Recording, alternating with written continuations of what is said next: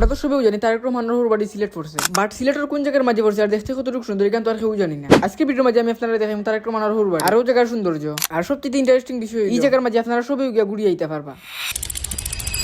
Hello guys, আসসালামু আলাইকুম। কি অবস্থা আপনারা? আশা করি সব ভালো আছে। আজকে ভিডিওটা অত্যন্ত একটা ইন্টারেস্টিং ভিডিও, কারণ আজকে আমি যাই আমার লালপুরিরে লইয়া। অনেকদিন ধরে আমার লালপুরিরে দোয়া হয়েছে না, এতে আমার লালপুরিরে দৌড়িলাম সুন্দর করে।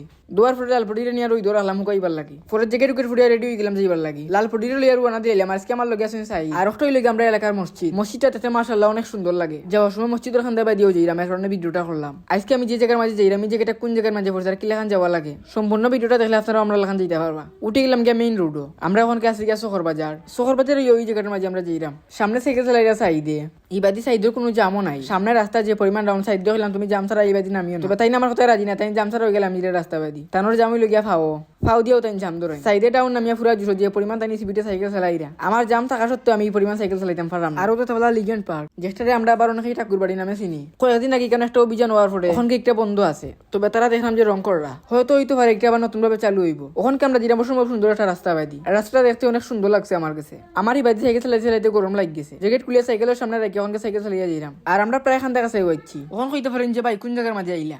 বর্তমানে আছি আমরা শিলাম খোলার তল, আর এই জায়গাটা পড়ছে গিয়া শিলাম খোলার তল বাজারের তুরার সামনে। রাস্তাটাই নিয়ে ওখানে একটা গেট আছে, ওই গেটে দিয়ে ঢুকে যাবা। আর একটা ওই তার এক শ্বশুর বাড়ি, অনেক বড় একটা জায়গা। এই জায়গাটা নিয়ে আমি গত দিন আগে আরো একটা ভিডিও বানাইছিলাম। অনেকে ভিডিও মাঝে কমেন্ট করছিল যে ভাই ওই জায়গাটা নিয়ে আরো একটা ভিডিও দিই। আজকে ভিডিওটা আবার করে আপনারা বালাটিকে লোকেশনটা দেখাইবার লাগে। এই জায়গার মাঝে ঢুকার পরে প্রথমে ভাইলিবা ওখানে একটা বড় পুকুর। এই পুকুরটা অনেকের কাছে শুনছি যে একটা দোষী একটা পুকুর। এটা নিয়ে অনেক ইতিহাস এবং কাহিনী আছে। হিবাইতে আমি সাইদুল লাগে আলোচনা করলাম ও পুকুরটার বিষয় নিয়েও। ইখানে মাঝে ওলাখান 3-4টা গোর আছে। এই জায়গাটা রিয়ারেড মিলার মাহবুব আলী খানের বাড়ি, আর তাইনির সময় আছে সাবেক নৌ পরিবহন মন্ত্রী, যার কারণে একটু মানুষ শ্বশুর বাড়ি নামে পরিচিত। যারা সিলেটের ভিতরে বিকালের সময় কাটে লাগে সুন্দর একটা জায়গা খুঁজরা, তারা লাগে এই জায়গাটা হইতে পারে সবচেয়ে সুন্দর একটা প্লেস। আপনারা চাইলে এখানে মাঝে বন্ধু বান্ধব নিয়ে সময় কাটাইতে যেতে পারবা। তাছাড়া দেখতে ওই জায়গাটা অনেক বেশি সুন্দর লাগছে আমার কাছে। সারা বিকালটা আজকে ওই জায়গার মাঝে হাঁটাইবার লাগে আইছি। আর কি এটা সারা জায়গাটা দেখলাম। এই জায়গাটা কিন্তু আবার অনেকে রেহাত মঞ্জিল নামে আসি নয়। 1933 সালে নির্মিত হয়েছে এই বাড়িটা। বর্তমানে গোরগুলা তোলাখান তালা মারাও আছে।